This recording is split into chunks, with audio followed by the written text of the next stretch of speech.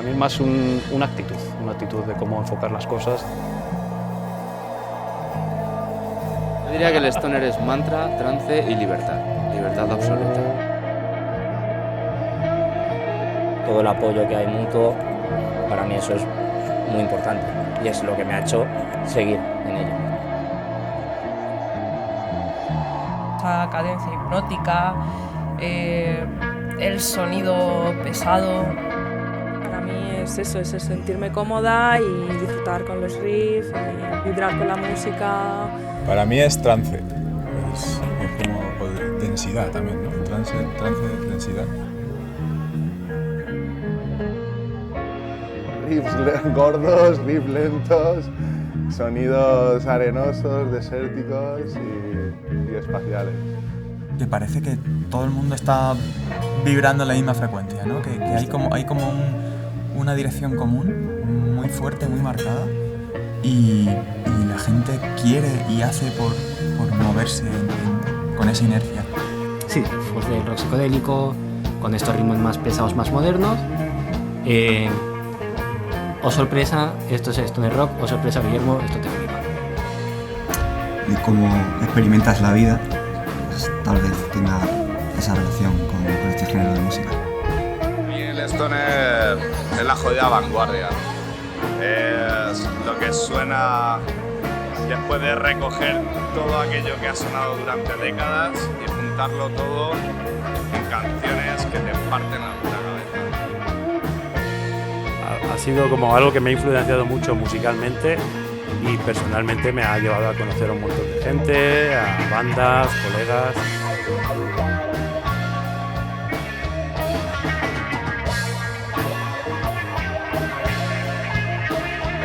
Un movimiento que hace que toda mi juventud ahora, toda la explosión social que hay ahora se canalice en toda la energía que todo el mundo quiere tener y transmitir. Juegos divertidos, riffs disfrutones y, no sé, balanceo y actividad, siempre. Lo que realmente me molaba eran unos sonidos pues, más psicodélicos, más que te llevaban a quizá pensar o a sentir otras cosas, más que qué rápido toca esta persona, wow, es que toca increíble.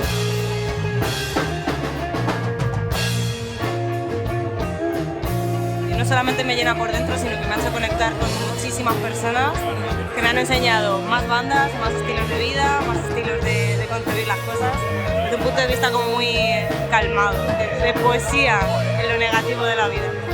Los consumidores de sustancias psicotrópicas somos afines al stoner y sus derivados.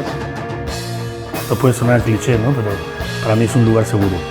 Para mí técnicamente no es un estilo musical, es un estado de ánimo, estar fumado y crear movidas bajo ese estado.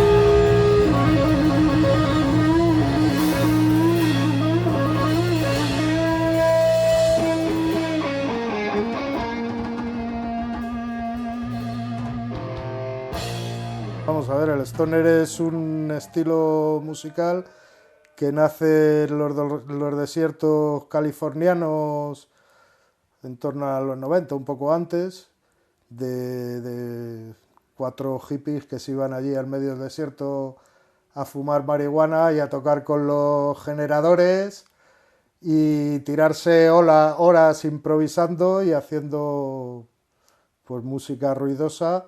Si hablamos de dónde viene el nombre, de stoner, es de fumado, de un puto fumado. Entonces es unos sonidos que te entran muy bien pues cuando está fumado. O sea, sonidos pesados, psicodélicos, contundentes, tiene muchos tintes de los 70, con rollo, el stoner como tal surgió en los 90, pero bueno, mama mucho de la escena de los 70. Mama un poco del punk, mama un poco del rock clásico y al final es una amalgama de hastío del sur de California de los 90. Hay muchos que dirían que Caius sería la semilla primigenia que originó el género stoner, junto con toda esa gente de Palm Springs, ¿no? De otras bandas que hay como Johnny Man o demás. Pero bueno, yo creo que el origen primigenio total es Black Sabbath, ¿no? Cuando yo era joven lo llamaban hard rock o acid rock. No es que yo sea muy viejo, pero sí. Y entonces de repente salen grupos como Caius y todo esto y dicen, no, esto es stoner. Y digo, no, esto es Black Sabbath. Bueno, todo el mundo, ¿no?, habla de Black Sabbath como el precursor, ¿no?, del stoner, ¿no? Bueno, sale un poco de la escena psicodélica de los 70 y luego se fortalece un poco también en los sonidos de los 90, a partir de los 90, en la escena californiana de principios de los 90. De un poco de sonido desértico, porque hacían jams en el desierto, y bueno, pues un poco herencia de Black Sabbath, sonido arenoso, gordito y mucha improvisación y psicodelia. Y una mezcla de todo eso empezó a dar el sonido stoner en los 90. Pues era una banda de amigos, un círculo ya bastante grande de gente que se mezclaban unos con los otros y lo que hacían es pasar por la centrifugadora, lo que había hecho Black Sabbath, fumarse algún canuto, hacer skate y tocar la música que les gustaba, que básicamente consistía en percutir el cerebro con riffs interminables y pesados y hacerlo con una sonrisa de oreja a oreja. Es básicamente como la historia del grunge, ¿no? El grunge para mí no existió como estilo musical. Sí es verdad que todos se vestían con camisas de leñador, con pantalones cortos y botas de militar y de alguna manera estaban deprimidos todo el rato porque llovía constantemente ahí en Seattle. Pero Nirvana hacía garaje punk, Pearl Jam hacía rock and roll y de alguna manera Soundgarden y Alice in Chains pues hacían stoner metal, ¿sabes? Siempre he entendido el stoner como un estilo muy repetitivo, o sea, de coger un riff y repetirlo, y sobre todo el doom, con afinación baja y con mucha distorsión, pero el repetir el riff de una forma casi hipnótica. Y precisamente el nombre de stoner viene de su asociación al consumo entonces de marihuana. Entonces, la palabra stoner realmente lo que significa es música que haces fumado, ¿no? Porque es estar stoned, que es estar fumado. Sí es verdad que esto a la hora de estar fumado pues te da pie a repetir y repetir un riff constantemente. No digo que el riff no sea la hostia, ¿no? Pero sí es verdad que cuando vas fumado crees que todo es la hostia. Y al final un poco lo que hicieron estas bandas que originaron este sonido stoner fue combinar un poco el sonido Black Sabbath, esos riffs, pero de alguna manera esos riffs cogerlos y pensar, este riff me mola la hostia, ¿por qué no que toda la canción sea con el mismo riff todo el rato? Y no sé, eso mezclarlo a lo mejor con una tendencia más punk, garaje, así. En finales de los 90, 98, por ahí, ¿vale? Yo ya venía de escuchar bandas, pues lógicamente Caius, pues desde que salieron a primeros de los 90, Luego, pues a mediados de los 90, pues llegaban bandas tipo Fu Manchu, Spiritual Beggars, Godsnake, Electric Wizard, Cathedral, por supuesto, pero también de una forma inconsciente, sin saber que eso estaba metido en una escena o en un estilo musical, ¿no? A ver, yo tengo ahí un pequeño dilema con lo que es el término stoner, porque lo que la mayoría de la gente conoce como sonido stoner y bandas stoner es algo muy concreto y luego tienen muchísimas ramificaciones. Y a cualquiera de esas ramificaciones se le atribuye inmediatamente esa etiqueta de stoner, cuando en realidad no es eso, impunidad. Yo siempre lo digo, que es como un astro rey alrededor del que giran otros muchos géneros y joder, pues la verdad es que es una joya olvidada en los 90, que fue eclipsada por el grunge quizá, y que luego a principios de los 2000 y tal, como que tuvo su resurgir. Hay una base, pero bueno, esa asociación con el stoner viene por ese riff, esa distorsión, ese riff grueso, que luego unos los combinan con la rudeza de las voces, otros les meten pasajes, desarrollos instrumentales más sinfónicos, más psicodélicos, y bueno, es un punto de referencia. Para mí ahora la escena stoner, que está teniendo un pequeño resurgir, no sé si será porque ahora hay más aparatos técnicos, ¿no? Más sintes y más historia, con esos nuevos sonidos psicodélicos espaciales y las influencias de los 90, de los 70, incluso también de los 80, ¿no? Sobre todo 70 y 90, pero para mí la escena, la que yo disfruto y que me gusta a mí como stoner, es la que se está haciendo ahora. Hipnótico, como si caminaras por un desierto, algo que se hace muy pesado. Como el sludge, ¿no? El sludge, por ejemplo, realmente es la mezcla de lo que eran Black Flag y los Black Sabbath, ¿no? Tienes tus riffs doom pesados y tal, con una actitud bastante punk hardcore. Y eso es lo que hacía que el sludge sea el sludge, ¿no? Que el sludge lo que significa es barro, ¿no? Es como ir caminando en un barrizal. Creo que lo que a mí más me atrapa del doom, del stoner y del doom en particular, es que se centre casi más en el cómo que en el qué, es decir, en cómo suena un riff que en realmente lo que estás tocando, porque puedes estar haciendo una nota al aire una y otra vez, pero la calidad de la distorsión, ese grano, esa manera, esa textura sonora que te da, a mí eso es lo que me atrapa, lo que me hace escuchar una banda y quedarme escuchando cómo harán ese sonido, y luego ya está el tema de coger y con pedales y con cacharros empezar a buscar diferentes maneras de sonar así, ¿no? Yo lo siento más como una libertad de expresión musical que como un género como tal, porque tenemos desde el punk, que hacían antes el punk stoner, al groove stoner, lo pesado, lo denso, entonces creas esa libertad musical y creativa, que es donde los músicos están súper a gusto, y a la vez el público puede elegir dentro de la misma etiqueta donde lo que quiere escuchar, pero sin salirse de una comunidad que al final es lo más importante, no sé. Que todos los instrumentos están en el mismo plano, o sea, tienen la misma importancia. El bajo es muy presente y es muy importante en cuanto a generar una armonía sobre la que se apoyan los demás, pero están todos al mismo nivel. No destaca uno siempre o lo que sea. Bueno, para mí también tiene un aporte de cómo la gente vive su día a día, ¿no? Cómo imagina su banda sonora, sus cosas, ¿no? Su cotidianidad, cómo experimenta la gente las drogas y, bueno, concretamente mucha cultura de la marihuana y todo eso, la verdad. Y bueno, pues ese tipo de filosofía, ¿no?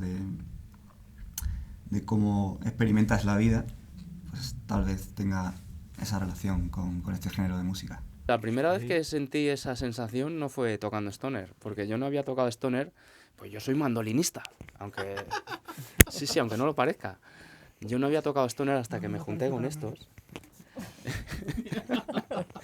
Y la primera vez que había sentido esa sensación de mantra, trance y libertad fue haciendo yoga. Y luego descubrí que con el stoner se podía llegar al mismo estado mental. Hace bastantes años, en la época que todavía existían los Mo, un grupo de aquí de Madrid, cuando los Orthodox estaban empezando también, un colega me decía, ¿no? Oye, Javi, tío, mis padres se han llevado a mi hermana a la ópera y yo estoy en casa escuchando Orthodox. Tenemos una tara, ¿sabes? Era como, ¿estamos bien? Y yo digo, pues sí, tronco, porque es lo que te gusta y es lo que a ti te hace sentir lo que sientes, ¿no? Es una música que es social, que siempre viene de la mano pues, de otros subtipos de ocio, como pueda ser, pues no sé, el skate, por ejemplo, o cosas de estas. Como oyente, pues es una comunidad bastante amplia, donde se crea una familia muy cercana, que apoya a muchos entre unos y otros y tal. A ver, hay algo importante que supone el stoner y sus ramificaciones, y es que es un estilo muy minoritario. Entonces, la comunidad que sigue ese tipo de música es una comunidad en la que se crean fácilmente muchos vínculos. Yo mismo voy solo a cubrir un festival, yo que sé, Alemania, en Holanda, donde sea, y yo me encuentro allí con infinidad de gente que me conoce y que muchos podría decir que son amigos míos, claro, otros conocidos, lógicamente, no todo el mundo íntimas. Entonces, eso es muy importante. Eso es una de las cosas que más me llena. Me acuerdo cuando me descubrieron Cayus por primera vez. Curiosamente fue en un Viña Rock, que es el sitio más insospechado para conocer a Cayus, ¿no? Y me lo descubrió un colega, nos pusimos a escucharlo en el coche y tal, y fue como un descubrimiento brutal, ¿no? Claro, empezamos a comentar, ¿no? Esta es la banda que tenía Josh Homme, de Queens of Stone y tal, no sé qué, y ya me quedé enganchado a ese sonido. También yo conocía a Clutch de antes y era como, pues esto tiene este sonido un poco parecido, y a partir de entonces creo que ha sido como un virus que ha inoculado en mí, que ha hecho que sea mi género favorito y de alguna manera el género al que suelo ir a más conciertos. No llegaba a encontrar el género en el que estaba cómoda, porque el blues era demasiado simple, el metal, ciertos estilos que me gustaban, el progresivo y tal, era demasiado complicado para mí. Y sin embargo en el stoner encontré como la mezcla perfecta, ¿no?, de géneros en el que yo me sentía a gusto con la guitarra. Cada vez hay más festivales, y más conciertos con más gente. Musicalmente, desde mi punto de vista, hay demasiadas bandas que hacen lo mismo, que suenan muy parecidas. Pero siempre hay un halo para la esperanza, y nunca sabes dónde va a saltar la chispa. Y joder, alguien como yo que paso al día infinidad de horas escuchando música, y música nueva, porque ahora la mayoría de las cosas que escucho no son esos discos que me han acompañado durante toda mi vida, sino son discos que van a salir mañana, dentro de un mes, dentro de 3 meses. Pues siempre hay algo que dices, wow, qué bueno. La banda se formó en 2013. Yo, vivíamos los tres en Rivas, de hecho vivimos, él ha ido mudando, pero somos de Rivas los tres, y ahora vivimos en Rivas. En 2013 yo tenía un proyecto acústico yo solo, y teníamos como amigos en común. Yo era reciente en Rivas, digamos, yo llevaba pocos años en Rivas, y les conocía por sus proyectos de música anteriores, Outro Jazz, tenían ellos, ¿cómo se llama esta banda de funk tan buena? Los Dojo Master. Yo les había ido a ver, pero no los conocía personalmente. Teníamos amigos en común, y unos amigos les dijeron, vente a ver a este chaval que os va a molar, que tiene así un rollo acústico un poco stoner, yo creo que les dijo el Dani. Y vinieron a verme, y Mario después, con unas cervezas, nos presentaron y dijo, tengo un amigo, que él estaba en Cuba, de gira con Bebe, y dijo, tengo un amigo que está ahora en Cuba, pero cuando venga queremos montar una banda stoner y tú eres el cantante. Y como estábamos así de pedo, pues dijimos, venga, vale, tal, y así fue. Dicho y hecho, quedamos algún día, vimos un poco qué queríamos hacer, él vino de Cuba, empezamos a quedar para ensayar y empezamos a montar los temas del primer EP y hasta hoy. Van a hacer una gira en verano y ya paran. Los joden vivos a todos, ¿no? Los joden vivos a todos. Bueno, yo como pillé lo del Campello, este año. Tengo 2 o 3 solo. Pues se van a iniciar el verano.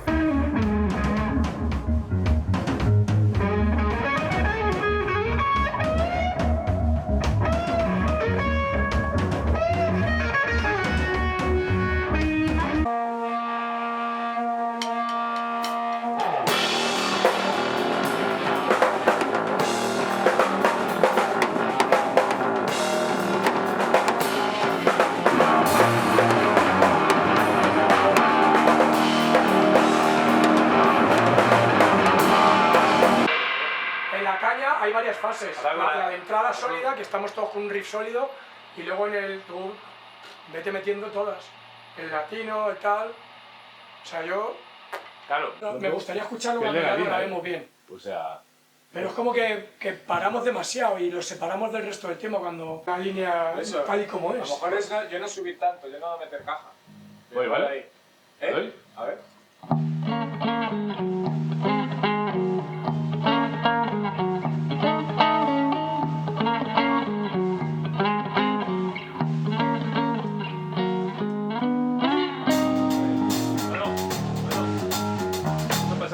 Eso pasaba mientras yo tocaba. El Charles. Ah, vale. Claro. Es que me da la sensación como que... O sea, ya una vez que salimos de ahí ya es hasta la muerte. Vale, bueno, pues puedo, sí, creo, puedo... no sé. Yo creo que sí, que igual ya es... Que ya no vuelvas a la línea nunca, tío. Vale, era por mantener el rumbo, digo, ve. Ven por culo al rumbo. Digo, no tenemos rumbo ya, es una jam ya. Eso, destruimos.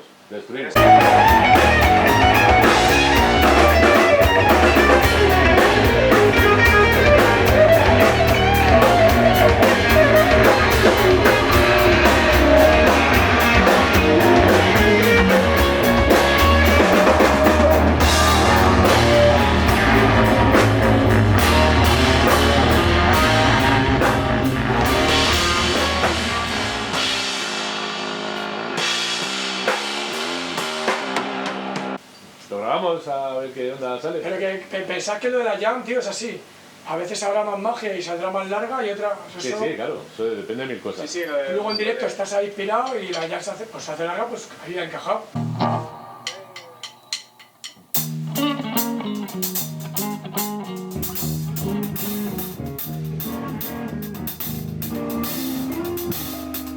Ahí salíamos ya. ¿Sí? Sí. Tío, ponle el tema una vez. Ahí es lo que te digo Es que de estamos perdiendo el tiempo. que no hay abajo. Ahí, cuando entras ahí con eso, ya es como que yo creo que molaría no vender los pescados ahí. Vamos a probar eso. Vamos a ver. Yo voy subiendo. Vamos a progresar en esas Tú sí tocas, ¿no? Estoy ahí, creo que no sé qué es. ¿Cómo queda esta última? Ah, que después de ahí. ¿Estaría sonando? Pues no sé. Pues yo metí unas gambas. O sea. ¿Y vas a darle al play o qué? Espera, que estaba reiniciando, es que a veces se queda... Yo creo que es que tiene la tarjeta enchufada, ¿sí? Que a veces se queda coja. Tú, nada.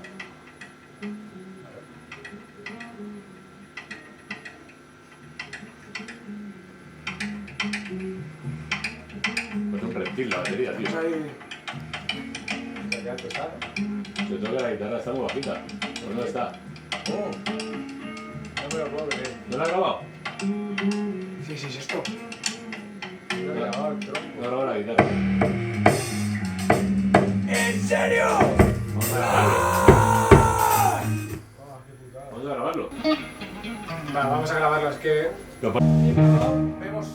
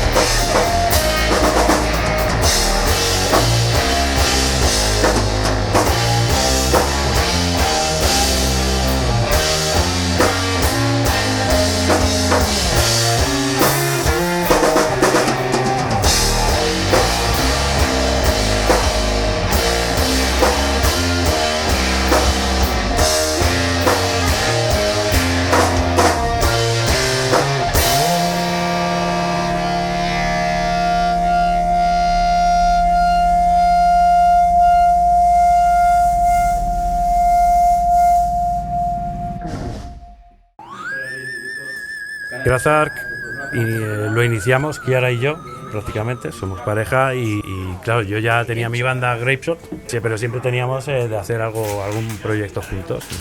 Hola, soy Chino Moreno, cantante de rock. De alguna manera yo le descubrí un poco el estilo del stoner, yo sabía que ella tocaba la guitarra de puta madre, que tenía muchas raíces en el blues y tal, y dije, vamos a hacer algo, vamos a empezar un proyecto.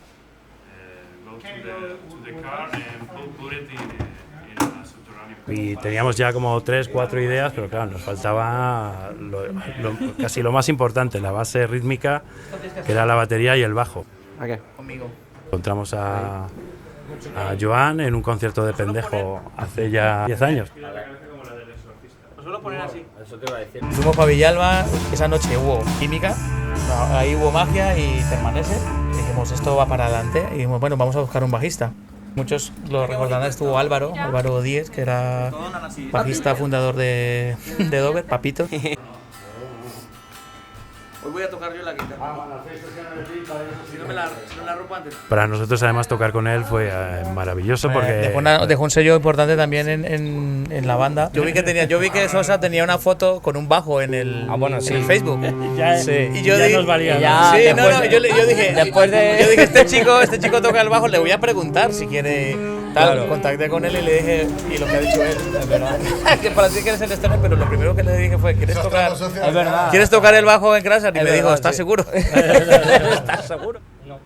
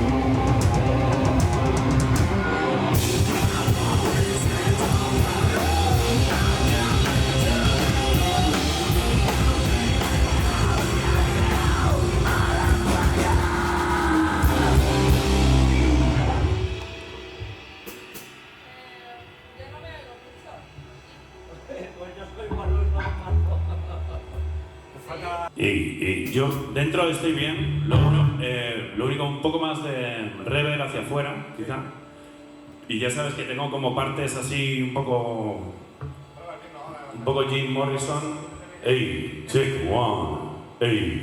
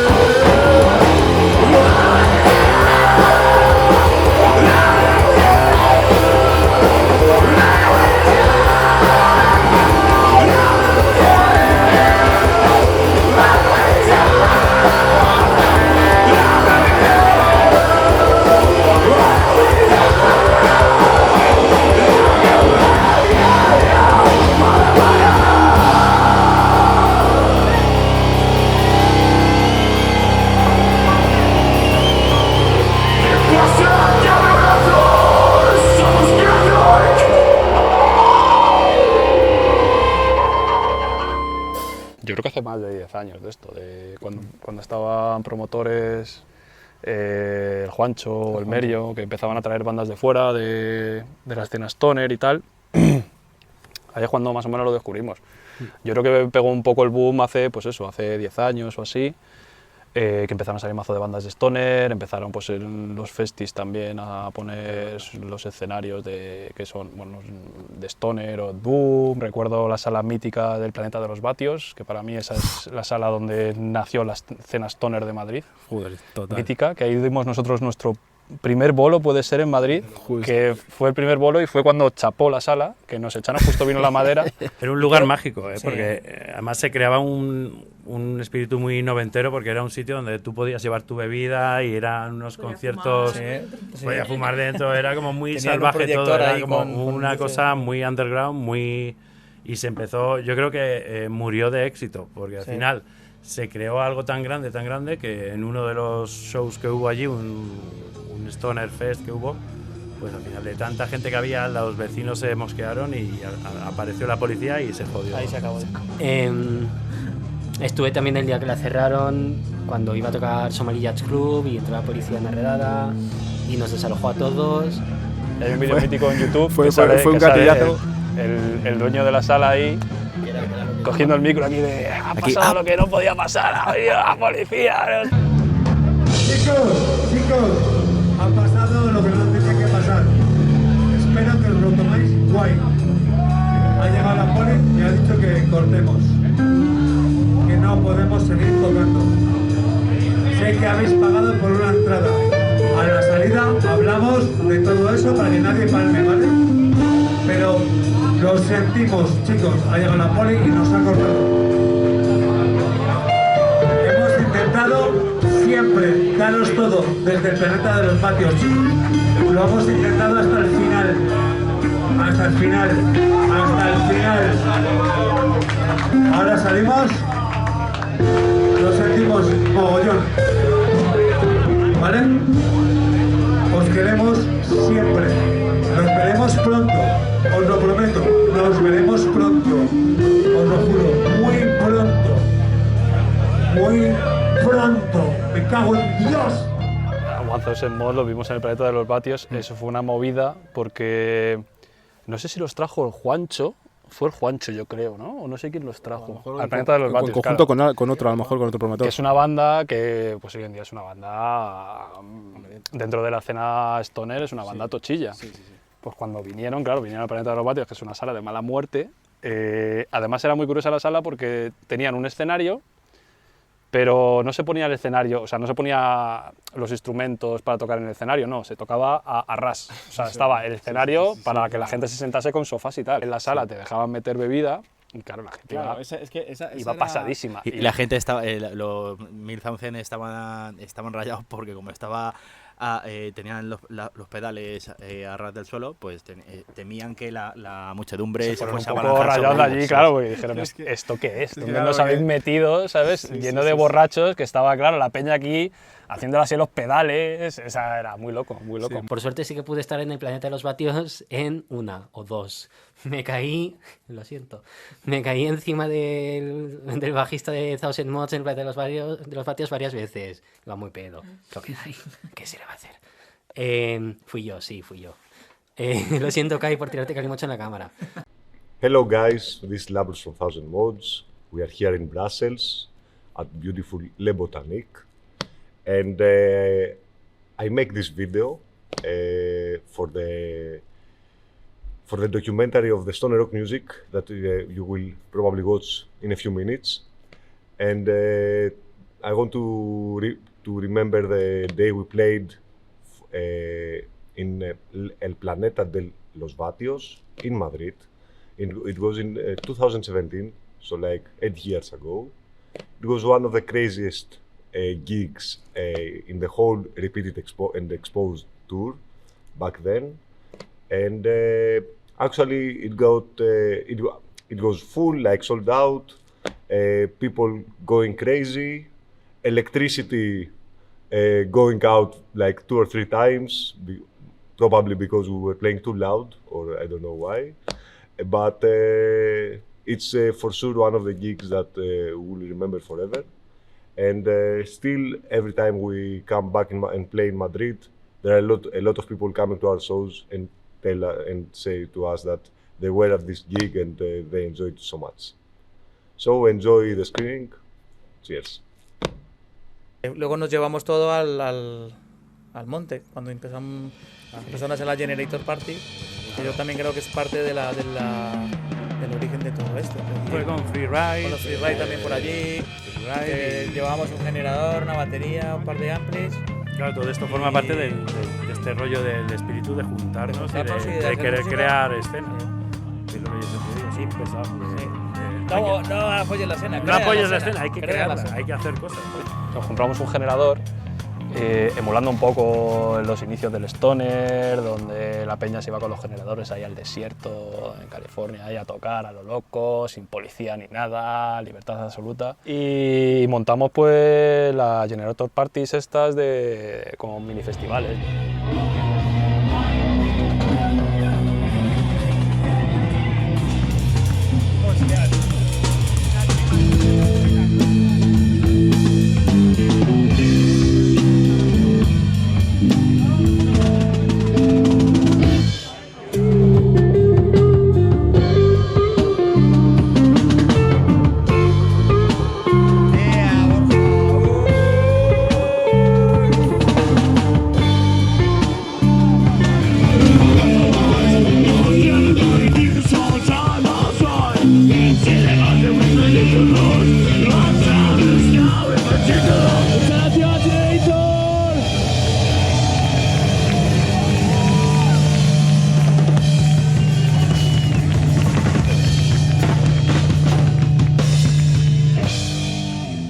Un poco en la escena, sí, y también nuestro aporte a la escena, ¿no? El hacer ese rollo que no se puede perder, hay que seguir haciéndolo y a día de hoy todavía surgen algunas fiestecillas así y eso no puede morir.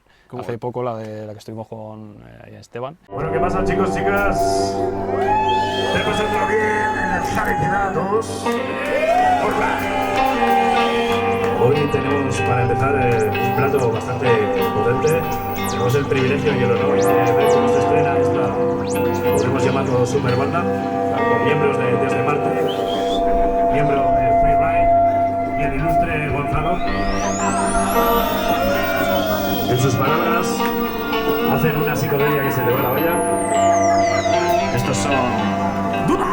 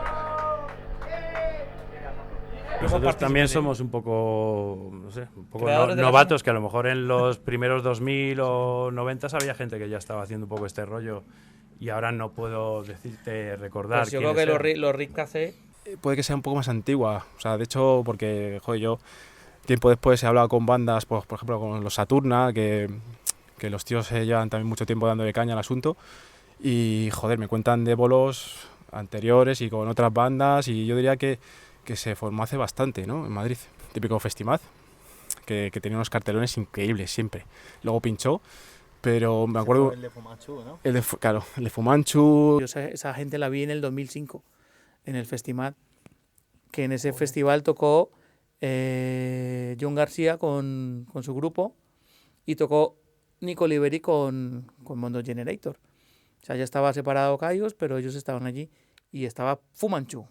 ¡Hostia! Que durante la actuación de Fumanchu se cayó parte del escenario.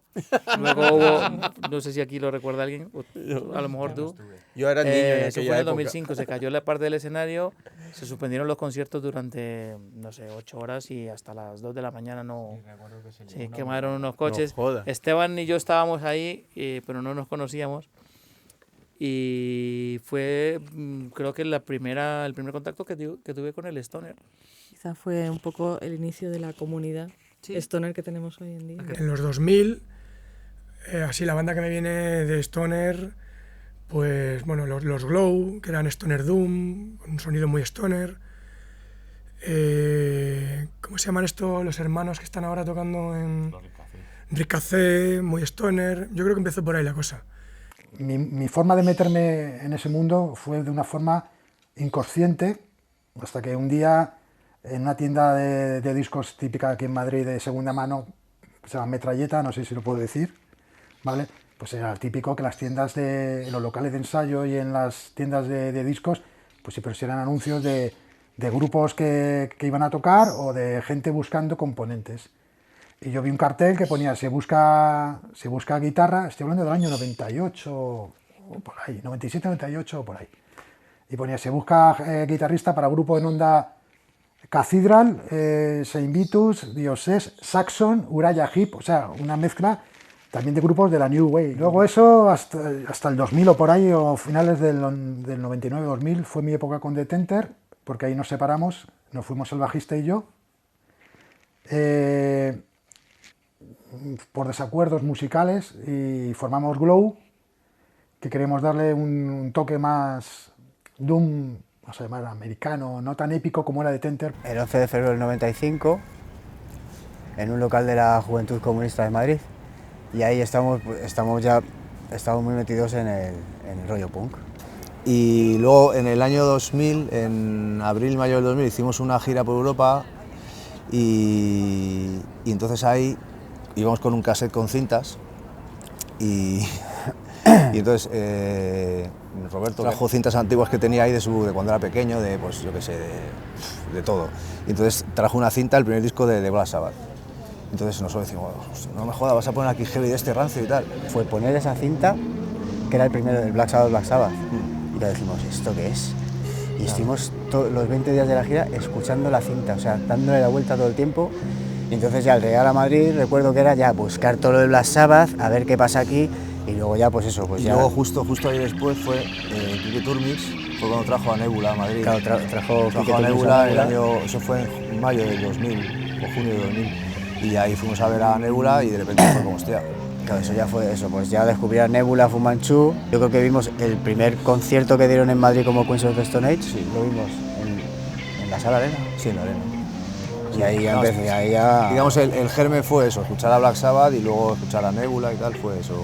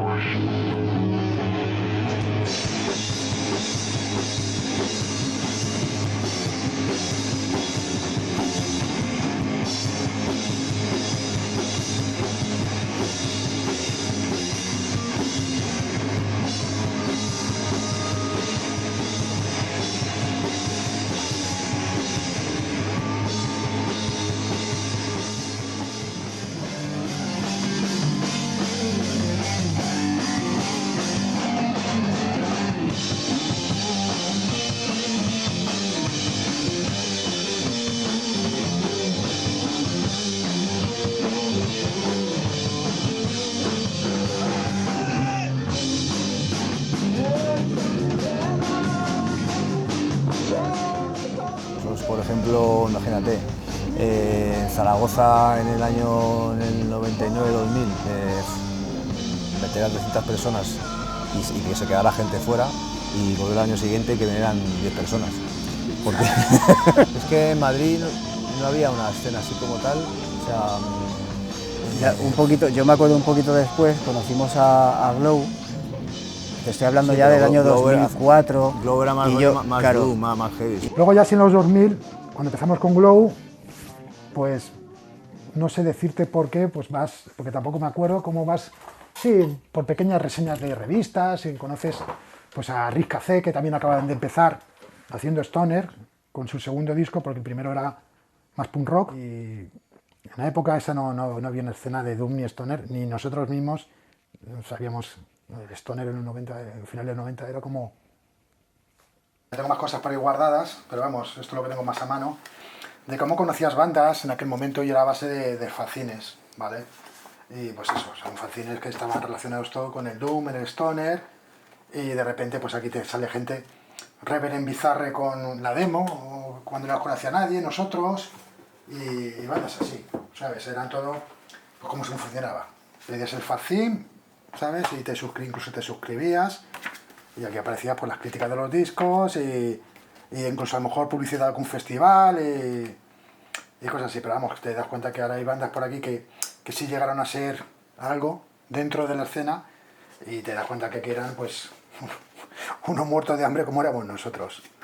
Finales de los 90, y esto se le ocurrió pues un chaval alemán que pues con fotos que hizo en la imprenta de su barrio y a máquina de escribir, y luego pues yo no me acuerdo cómo lo compré, no me acuerdo la verdad, pero totalmente casero, y era como se hacían las cosas antes. Es el sello referente del rollo doom que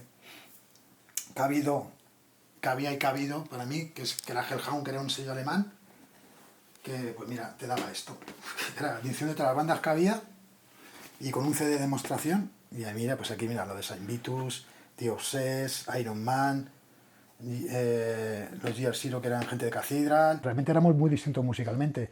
También estaban Fungus, que nacieron a la vez que los demás, que si ellos sonaban más a un stoner puro, lo que llamamos ahora mismo el stoner más puro, ¿no? Tipo Fu Manchu, tipo Dozer o cosas así. Y también pues éramos se me puede dejar alguna banda en el tintero, ¿no? Pero que yo recuerde, comienzo del 2000, aquí en Madrid eran Fungus, Mo, Tricacé y Glow.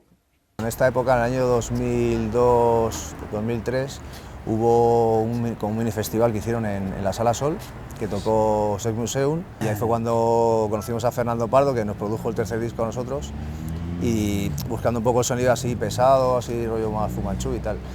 Y entonces en ese concierto tocaban Viaje 800, Mermaid, tocó Sex Museum, y fue una fiesta de Alon Records de Málaga, que entonces fue lo único que nosotros vivimos así como de una cosa... Sí, que era como de la escena. Los primeros discos hacíais una música, se puede llamar más punky, ahora hacéis una música de otro estilo, cantáis en inglés. ¿A qué se ha debido un poco el cambio este?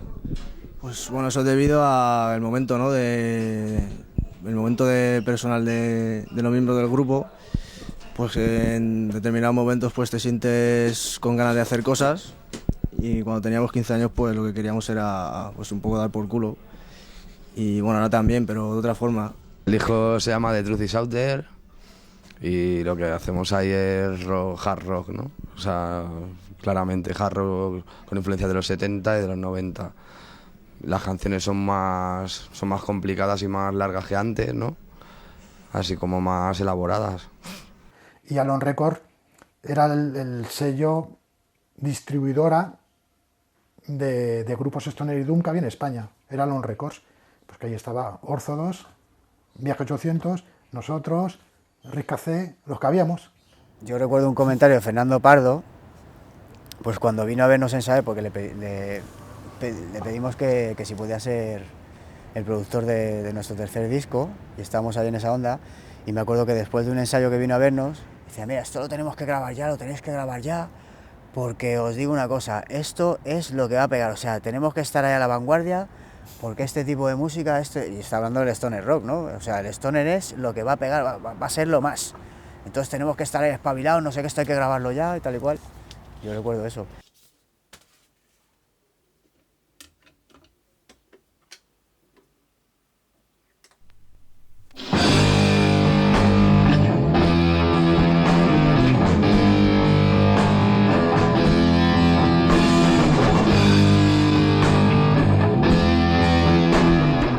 Warlock surge en el verano de 1977. Previamente estábamos en un grupo que se llamaba Necrófagos y el bajista dijo: me voy a comprar una batería y me voy a dedicar a la batería, el bajista. Y entonces un amigo que venía a vernos, que estaba en otro grupo, pues dijo: ah, pues yo toco el bajo con vosotros. Entonces nos convertimos en ese verano en trío Warlock. El sonido es tirando típico, pues lo que ahora se llama Stoner, que antes era Black Sabbath, ¿no? Black Sabbath, Budgie y alguna otra banda, porque había bandas de finales de los 60 como Spooky Tooth, que también sonaban muy contundentes. Y entonces, pues, como yo era más fanático y hacía más las canciones, pues tiraba más hacia el sonido Black Sabbath, ¿no? Entonces, de ahí salió esas canciones. No sé si nosotros nos consideramos rock satánico, yo creo que eso era un poco la prensa, para darle un poco de cuerpo a la cosa o de misterio. Realmente, igual que Black Sabbath han sido considerados satánicos y que el diablo y estas cosas, ellos más bien eran un poco, si no católicos, al menos religiosos. Lo que pasa es que, bueno, por ejemplo, el tema de Misa Negra en realidad habla de la gente que hace aquelarres, pero no es ni un canto a que se haga este tipo de manifestaciones ni de reuniones. Realmente, pues simplemente describía un poco la gente que hacía aquelarres, nada más. Bueno, la escena musical de Madrid estaba en plena ebullición, lo que bueno, luego llamaron la movida musical, ¿no? Era una nueva etapa, algo totalmente novedoso donde todo empezaba a bullir, pero el rock de alguna manera ya no empezaba a ser tan predominante como había sido un poco antes, ¿no? Es que el problema que teníamos nosotros es que, claro, queríamos tocar nuestras canciones. Y, claro, nuestras canciones, por un lado, estaban desfasadas un poco en el tiempo. Nos gustaba más el sonido británico y no es lo que precisamente Leño, Asfalto y toda esta gente estaba haciendo, que era muy diferente, era más autóctono, por así decirlo, ¿no? Más español, más madrileño. Entonces nuestra música no cuadraba mucho a nivel de quién nos quiere escuchar, ¿no? Entonces, claro, nos costaba ir a sitios porque llegabas a una discoteca, la gente estaba ahí tan tranquilita y decías: ¿esto qué coño es, no? Entonces, pues, más que ir a escucharnos, casi que los echábamos, ¿no?, de allí. 35 años después lograba el grupo que tenía, que era Sophie's Choice, que es lo mismo. En realidad soy yo y la gente me va acompañando. Entonces pensé que esas canciones estaría muy bien grabarlas bien grabadas. Y dije: esto no se puede quedar así. Entonces mi hijo, que estaba tocando la batería por aquel entonces, pues él grabó las baterías y yo hice el resto. Y bueno, pues empecé a mover el disco y entonces un colega de Alicante dijo: hostias, dice, esto me interesa, pero cuando vio que estaba grabado ahora, dijo: oh, está grabado ahora. Digo: claro, si es que esto aquello no se grabó en su día y tal igual. Dice: pero no tienes cosas grabadas. Digo: hombre, tengo los ensayos. Oh, pues déjame oírlo y tal y cual, porque me interesa. Porque son ensayos con un loro, o sea, con un casete así en el local de ensayo.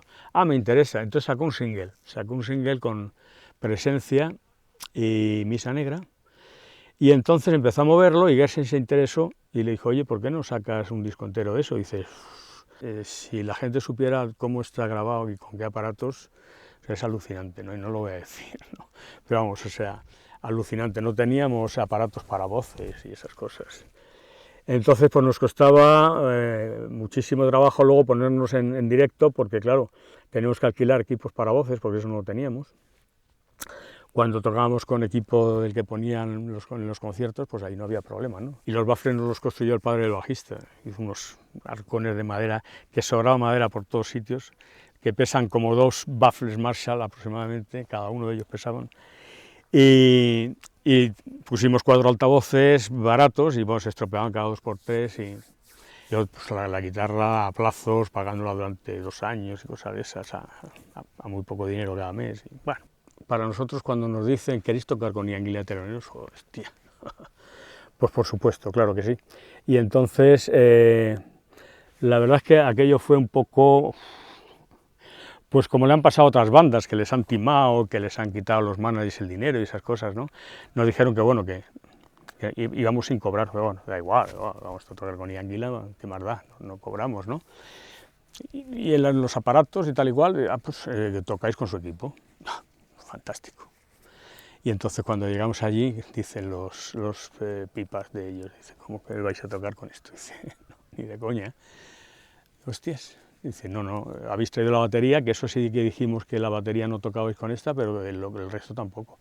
Total, que nos dejaron allí un amplificador pequeñito del que usaban para afinar. Y entonces el sonido no fue como normalmente. Pero bueno, parece ser que la gente, como iba a ver a Ian Gillan, tampoco se fijó. Lo de Camel es otra historia.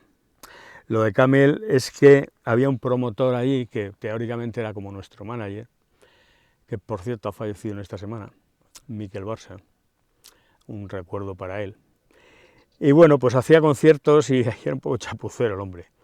Entonces cuando vino Camel tenían que pasar las letras por censura y tenías que presentarlas, si no, no podía hacer el concierto. Entonces nuestras letras fueron las que teóricamente eran de Camel para que se pudiera llevar a cabo el concierto, ¿no? Con Camel no tocamos de teloneros, tocamos con Glenn Clemson de Humble Pie en la discoteca MM. El concierto que hicimos en Carrión de los Condes, provincia, no sé si Zamora, Palencia, pues hombre, ahí estábamos con Burning, con Gracoma, que eran de aquella zona, que hacían una música parecida a la nuestra, tocábamos con Kai, que luego estuvo este hombre con La Martirio, el pianista, no me acuerdo ahora cómo se llama. Y ese concierto estuvo muy bien, porque era pues eso, un concierto como los que hay ahora, muchos grupos y todo eso. Y luego pues el de la Joven Guardia Roja también estuvo muy bien, porque claro, ahí nosotros luego ya no estábamos, claro, tocamos de los primeros, pero luego tocó Los Canarios, tocó John Martin y bueno, ese también estuvo muy bien. Lo que siento es que el sonido atrás, las pantallas grandes te aplasten. Es decir, eso es lo que yo sentía y lo que me sigue gustando, ¿no? O sea, oír que la guitarra, que esto suena potente, suena bien y suena con mucha caña, ¿no? Y muy rudo, ¿no?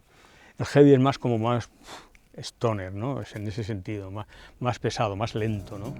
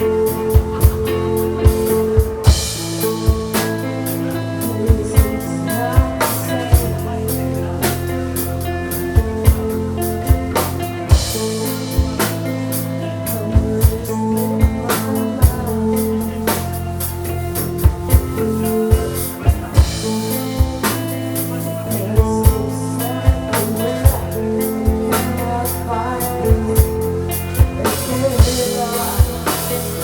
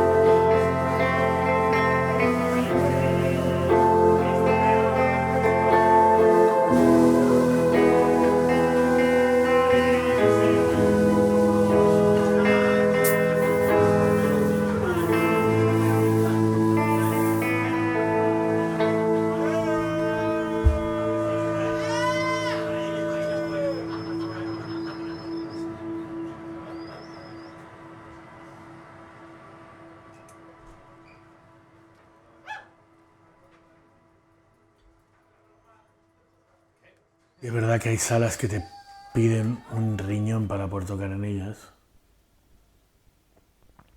Muchas salas solo cogen bandas que hacen tributos o versiones, porque lo que quieren es asegurarse que vas a llenar la sala, ¿no? La gente de la sala se aprovecha que la gente que hacemos underground vamos por vocación. Sí. Y se mean en nuestra cara por eso. Ujú. Y ya está. Tú te estás costeando el alquiler, la publicidad para el concierto, porque la banda no pone nada, o sea, la sala no pone nada de publicidad. Rara vez. El transporte, la gasolina, el parking, la cena. Todo ese tipo de cosas luego la tienes que descontar de lo que vendas de entradas. Y si la entrada son 10 euros a dividir entre 2 bandas, no da. Lo que suelen hacer es, hago una fiesta temprana con un concierto, porque sé que no voy a traer gente en esas horas, entonces meto una banda, que esa banda me va a traer gente, luego corto rápido, porque voy a meter el DJ y sé que voy a tener gente, y la banda me importa una mierda. El tema de que la discoteca corte a la hora que tiene que cortar es que las bandas pequeñas no tengan la oportunidad de tocar en salas un poquito mejores, de aforo, de sonido, porque el condicionante es que tengas que llenarla o por lo menos cubrir el 70% del público. Tú planeas una fecha con todo el cariño, con toda la previsión y de repente anuncian a un mes vista un concierto grande y no puedes hacer nada. No puedes hacer nada, no puedes mover tu fecha, porque te tienes que ir a otros 6 meses y suma y sigue, ¿no? El concierto queda relegado a una especie de segundo plano, de segunda forma de ganar dinero, pero Sí. sabiendo que su forma principal es la discoteca y las copas de la discoteca. Ujú. Entonces le dejo las olas malas a los conciertos, le dejo las malas condiciones a los conciertos. Sí que antes era más fácil encontrar una sala mediana que era no pagando por adelantado, igual ya sea comisión de entrada o de las consumiciones o llegar a algún mínimo así, pero a partir de la pandemia ya es, si quieres que te cante la pasta por delante, toco todo, por adelantado todo el precio de la sala, y si no llegas al mínimo, pues mala suerte. En los bolos todo el mundo cobra, menos el músico, ¿no? Cobra el camarero, el promotor, el técnico de sonido, el de la puerta. ¿Y el grupo qué? ¿No tiene derecho a cobrar también? Había más salas que tenían como una programación, era como que se interesaban por tener una programación de calidad, digamos, o bueno, concreta, yo qué sé. Y de hecho, pagaban normalmente había bastantes garitos que pagaban un fijo.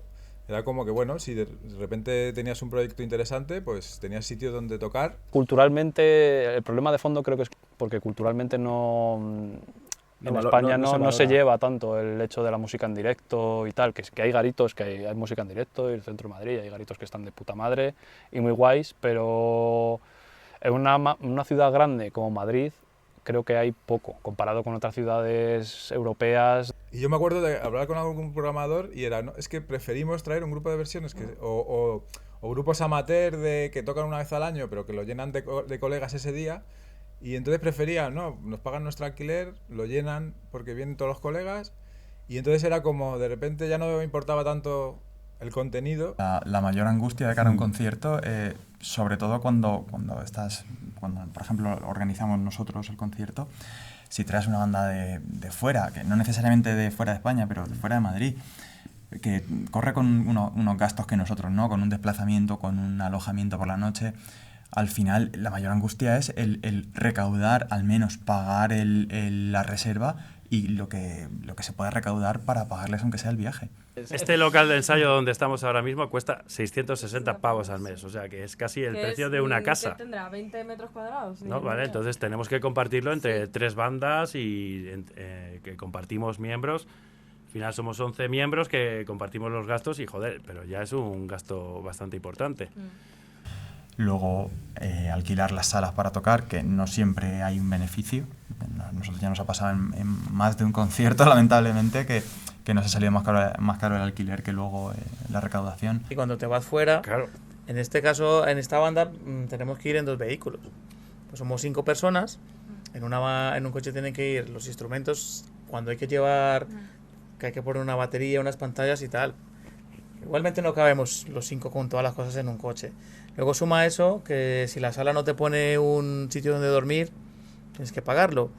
Luego, súmale a eso el combustible. Si vas a un sitio que no tiene peajes, bueno, las no, dietas, no, ¿no? Y luego comer. Normalmente te suelen poner algo de comer o de beber en los sitios. Las drogas. No, y aparte de lo económico, tiempo. Una banda requiere mucho tiempo. Ese también Puede es ser un- tu hobby, pero además hay un que coste. darle un trabajo detrás de preparar cosas, que no es solamente ensayar el tema, sino montar, desmontar, ponerte en contacto, ir a comprar materiales o la difusión de medios. Porque aquí los tres pilotamos más o menos de diseño y más o menos nos sacamos las castañas solo del fuego. Y Pero el- si tienes que contratar a alguien externo para que te diseñe según Claro. qué cosas, estás ya vendido también. Y merchandising porque hay que pagar todo lo demás. El merchandising Claro. nos paga prácticamente Sí, todo. vivimos del merchandising. Tú grabas un disco ahora y realmente lo que estás haciendo es intentar que la gente venga a tus conciertos. Antes grababas un disco para que la gente comprase el disco y tú ganases dinero del disco que has grabado. Como el que hace una película y gana dinero de la película que ha hecho como tal, ¿no? Pero ahora no, ahora tú grabas un disco y el disco tú pagas, que cuesta Spotify, 5 pavos al mes, o no sé, algo así, o Sí, 10 como sí, mucho, claro, que 5 antes, entre 5 y 10, que antes costaba un disco, no te costaba eso, te costaba más. Entonces, por menos dinero tienes toda la música que quieres a tu disposición y ha cambiado mucho el paradigma de cómo se consume la música. A ver, hay algo que se llama globalización. ¿Vale? Y la globalización está de puta madre para las bandas que han sido las primeras, que se han convertido en semibandas de culto o como quieras llamarlo. ¿Vale? Y las bandas que nacen de unos años para acá, ya no pueden llenar con todo el público español porque hay saturación de conciertos. ¿Y por qué hay saturación? Porque no se venden discos. ¿Vale? ¿Y por qué? Internet ha facilitado el que tú puedas promocionarte o darte a conocer. Ahora mismo Spotify, yo tengo un montón de discos y yo tenía el disco o no escuchaba ese grupo. En este sentido sí que hay que darle un punto de responsabilidad que no culpa a los y las consumidoras de todo tipo de ocio. O sea, ¿qué pasa con libros? Pasa con cine. O sea, tú no te vas a ver... Es muy rara la persona que se va a ver una película de cine checoslovaco en el cineclub, ¿sabes? Es una cosa extraña. Entonces, si te ponen la última de Iron Man y tal, pues es más fácil que vayas allí, que acudas. Y aunque te atraiga un cierto tipo de cine, si no tienes un mínimo de inquietud por buscar en el submundo y rascar un poco, no vas a ir. Aquí en España es que somos gilipollas y solemos minusvalorar a lo que tenemos aquí en España. Entonces se han dado ejemplos de otras bandas nacionales que hasta que han sido reconocidas en el exterior, nadie las ha reconocido aquí en España y han empezado a darles el seguimiento que se merecían. Entonces yo creo que hay un poco esa mierda, tío, de no sé si es como envidia rara de si este es de aquí, de Madrid, no voy a ir a verle porque es un cualquiera. Porque al margen de eso, la escena y el género nunca han estado más vivos. Ya está. Lo que pasa es que no tenemos sitio. Y hay que buscarse los sitios, y buscarse los sitios cuesta. Y hay gente que se lo mueve y se lo curra mucho y se lo lleva currando muchísimos años. Realmente el festival fue hecho de las bandas para las bandas.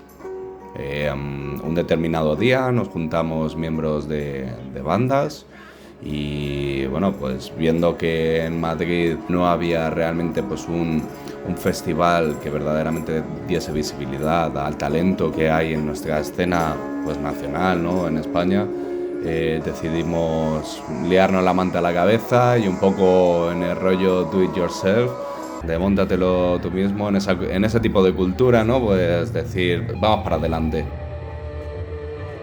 Encontramos en ese sentido un sitio que se adaptaba bastante a lo que queríamos dar y gracias a que se fue sumando pues, gente al proyecto, gente que venía igual de otras ramas, que no era solamente músicos de las bandas, estaban metidos más en la parte de sonido, la parte igual de redes, al final de todo lo necesario que hace falta para hacer funcionar un evento de estas características y conseguir que todo funcione.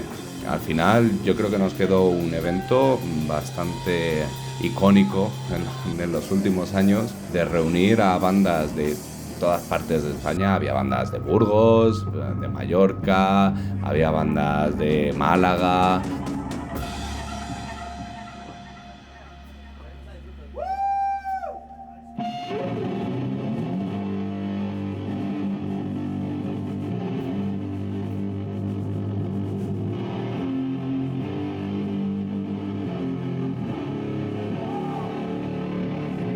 Realmente lo hicimos todo por el amor al arte y porque verdaderamente haya un escenario que pueda subir a todas aquellas bandas, independientemente del género, siempre de estos géneros alternativos, ya que, bueno, mezclamos desde stoner, sludge, doom, psicodelia. También nos atrevimos a hacer una mezcla con estilos más extremos de thrash, death metal, black metal. Fue ante todo un experimento de que las bandas entre ellas deben ser vasos comunicantes, y independientemente de la escena en la cual las bandas realmente estén dentro, es muy importante hacer piña y hacer eventos que sean transversales, que sean capaces de albergar corrientes distintas, visibilizar un talento que rebosa en nuestra escena. Greystone Fest al final fue una semilla que fue regada con la pasión de gente que entiende que la música es algo que debe ser accesible y muy necesario para el día a día. Al final lo mejor es la cultura de háztelo tú mismo, colabora con otras bandas y cree en tu música y en la pasión. Creo que esto es difícil de superar, ¿eh? Sí. ¡Ok, Uruguay! ¡Arriba, chavales! Sonido Custom es un movimiento, yo creo que es social, bueno, sí, no creo, lo pienso, es social y bueno, se creó hace el 2014, hace 10 años. Más o menos, sí. Hace 10 años y bueno, ha sido una necesidad que necesitábamos la gente para poner voz a las bandas que no tenían voz y cabida en otros lugares. Hemos hecho de todo, festivales, hemos grabado a bandas de fuera, hemos grabado a bandas de dentro, hemos hecho directos en salas grandes, un poco mover toda esa cultura underground esté donde esté. Esa es un poco la... Sí. Más de 100 bandas grabadas en directo, siempre solo en directo hemos grabado. Aparte de tener nuestro estudio y haber grabado, pero más de 100 bandas grabadas en directo, que creo que es mágico. Y de ahí, pues eso, nos ha llevado un poco pues, a montar cosas como la de hoy, que son al final el directo llevado al directo, ¿no? Que muchas veces ahora en los festivales, pues eso, hay tanta maraña y tanta historia por detrás que al final no es como la idea original de un festival, ¿no? De juntarse, escuchar música, poder conocerse o lo que sea, y aquí estamos en el día de hoy juntando un poco ese underground que siempre decimos que ojalá se mantenga, ¿no? Es un proyecto vivo, es decir, no sabemos qué va a pasar mañana, pero sí sabemos lo que estamos haciendo hoy. Es un proyecto vivo. Lo más lento, bueno, creo que es más que una religión, es decir, todos los que estamos aquí sabemos lo que significa más lento. Más lento es esto. Es estar aquí hoy, mañana grabar a otra bandita. Más lento es un movimiento auténtico. La gente que no lo entienda tiene que estar en otra liga. Una reflexión social, sí, totalmente, ¿no? Sí, sí, o más sea, lento. Vamos a ir un poco pensando, vamos a ir disfrutando, vamos, como tú quieras, pero más lento. Más lento. Hemos hecho 3 festivales, pero el que estamos peleando mucho es el Stoner Club Experience, que es una quedada en el bosque, 3 días, sin conocernos de nada casi ninguno, nos juntamos más de 80 a 100 personas y es una jam, la vieja jam. Es decir, si alguien quiere hacer una jam es esta. En España ahora mismo, el territorio nacional es esta, no va a haber otra. Es esto, se va a grabar, se va a producir y son 80, 90, 100 o 150 personas en medio del bosque sin saber nada de los otros y una pura jam, 20 minutos de jam por cada músico. Vamos a por ello. ¿Hoy qué estamos haciendo? Hoy es una idea loca que surge de una conversación, como casi todas las ideas locas que llevamos para adelante, y nada, es una oportunidad que teníamos como promotora, que estamos ahí pues moviendo un festival y tal, pero bueno, esto es otro tipo de cosas, ¿no? Como más pues a la vieja usanza, con bandas y tal. Nos proponen esa oportunidad y decimos, bueno, pues vamos para adelante, vamos a mover esta cultura también aquí en nuestra ciudad, que como en todas las ciudades supongo, ¿no? Y cada uno que que haya peleado en su sitio, pues sabe que no todas las puertas están abiertas, y hoy pues bueno, hemos contado con gente con la que ya conocíamos, con la que ya hemos compartido más de una también, que esa es un poco el volver a cerrar el círculo, que no sé si lo he dicho antes, y aquí estamos, pues bueno, cada uno haciendo su trabajo y todo por las bandas en directo. Por resumirlo, hoy estamos haciendo historia en Guadalajara. Un poco eso. Es decir, estamos juntando una música que nunca ha sido llamada aquí. Sí ha sido llamada, pero no tan abiertamente. Vamos a por ello, estamos haciendo historia.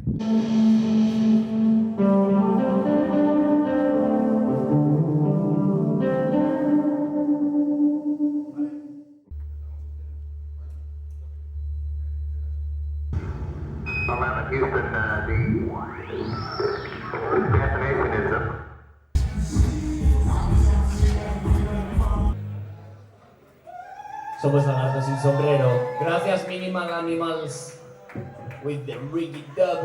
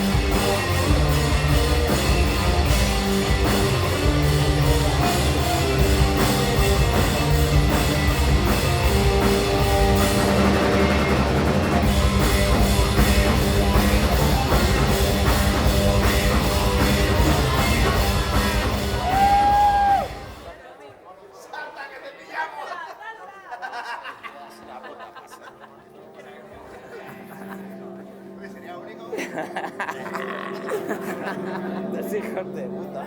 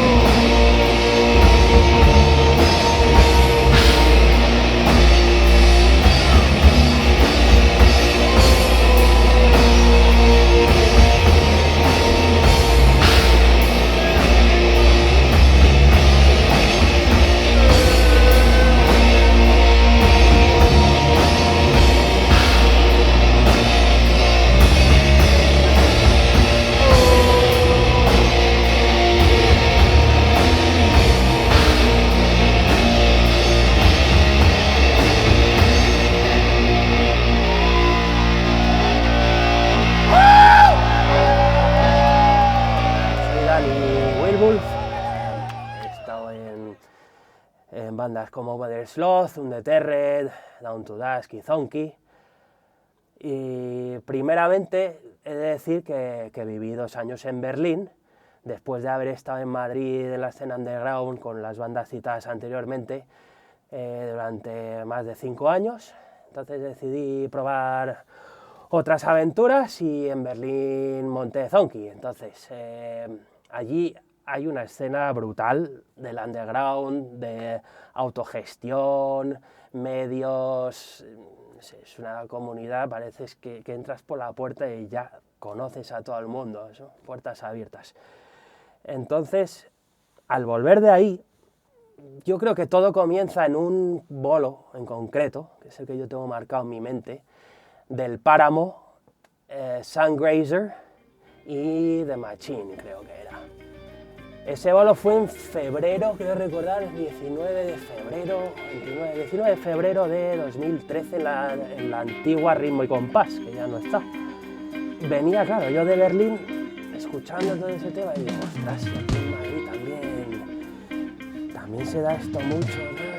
Este es el rollo, ¿no? Justamente ahí me reencontré inesperadamente con una gran piña de colegas del instituto que hacía que no veía durante años. Hacía años, los Freeride, cuando aún no eran banda, Tomás Cuevas, Alex, Omar, el Axel, Juancho, que tenía Desert Sons. Y ahí pensé, quiero tener a todos estos a golpe de mensaje en un solo grupo de mensajería instantánea, más que la red social, ¿no? Para juntarnos y compartir conciertos y vivencias.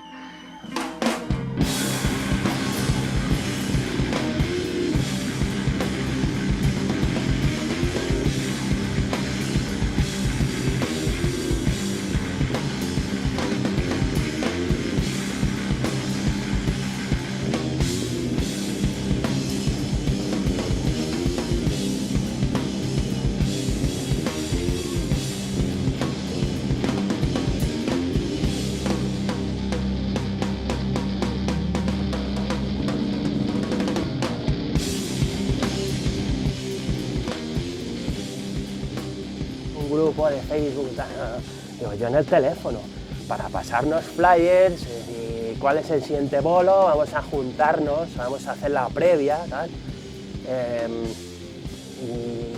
Y bueno, empecé por ahí, lo que es Stoner Jungle, éramos, no sé, unos 14, 18 personas.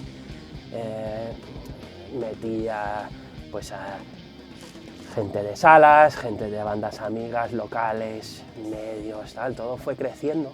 Además, digo yo no soy el jefe de nada aquí, voy a hacer administrador de esa gente y en fin, y hacer esa piña que a mí tanto me gusta tener, ¿no? Ese es el origen, Al final, no sé, somos 200 y pico. Ya te digo, salas, locales de ensayo, estudios de grabación, medios y la gente, tío, el público, ¿no? Amigos músicos.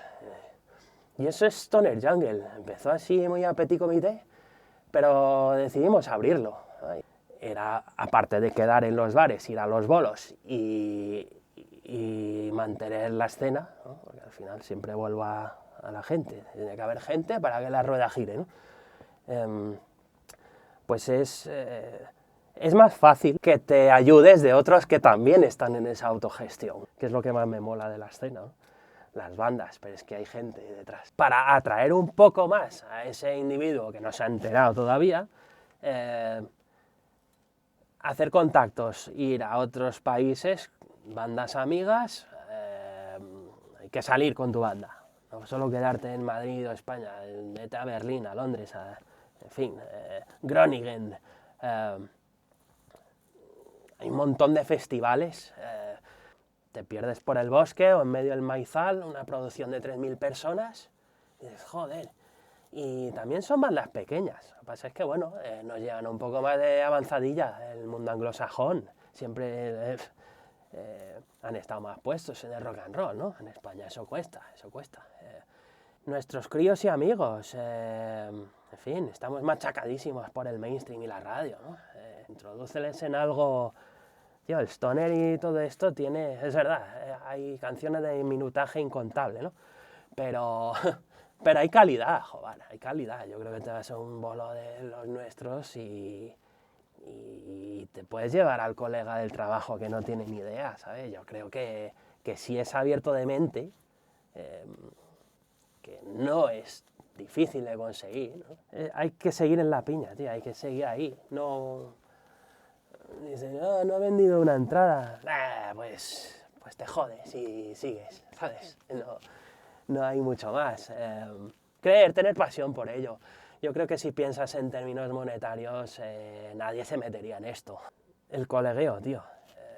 Ir a hacer tu música, ir a ver la de otros. Nos nutrimos del día a día, de no tener medios, tal.